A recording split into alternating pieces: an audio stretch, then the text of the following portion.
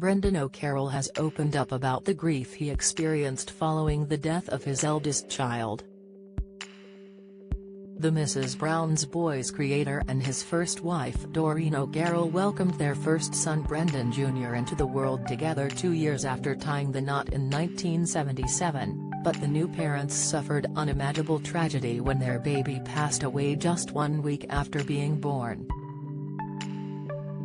Recalling his son's birth and death in his new memoir, Brendan explains to readers how a nurse called him from hospital to tell him Doreen, whom he divorced in 1999, had a tough fight ahead of her, before he rushed to be by his then-wife's side as she prepared to give birth to their child.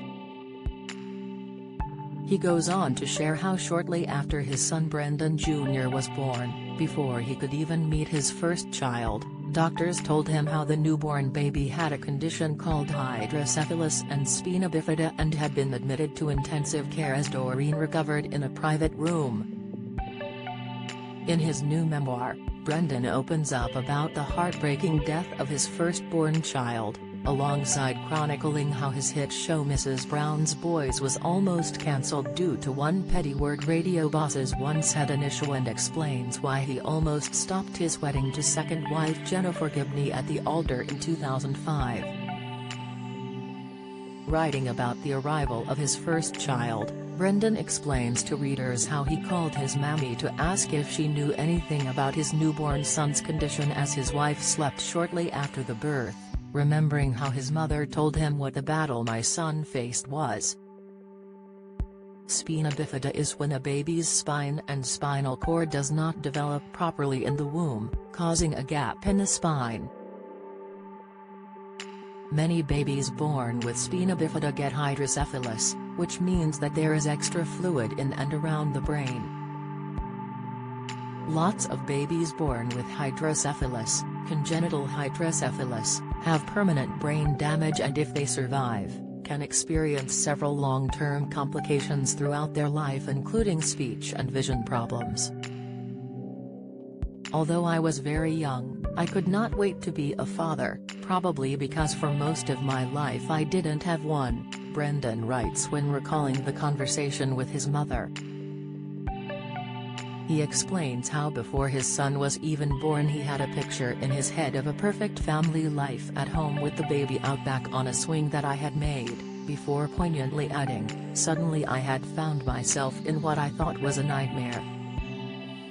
Brendan continues to recall returning to the hospital after visiting his mother to find Doreen recovering from the traumatic birth. As his then-wife slept, nurses took him to meet his son. He was beautiful. Big blue eyes. God love him, he looked like me. I know it sounds stupid, but I counted his fingers and I counted his toes. 10 of each. I couldn't see anything wrong with him, the star writes, adding how his son looked like any other baby I had ever seen, except more beautiful. Sadly, Brendan was then told by a doctor how he and Doreen would probably never be able to take their newborn son home from the hospital, something that led to the comedian going to his car to cry. I wished I could do something to change all that was happening. But I couldn't. All I could do was be an onlooker and cheerleader, and, for a week, a father, Brendan poignantly recalls when writing about the death of his son. Before divorcing in 1999, Brendan and Doreen welcomed 3 more children into the world together, including daughter Fiona, who appears on Mrs. Brown's Boys alongside her father. Call Me Mrs. Brown by Brendan O'Carroll is out now in hardback and Kindle form.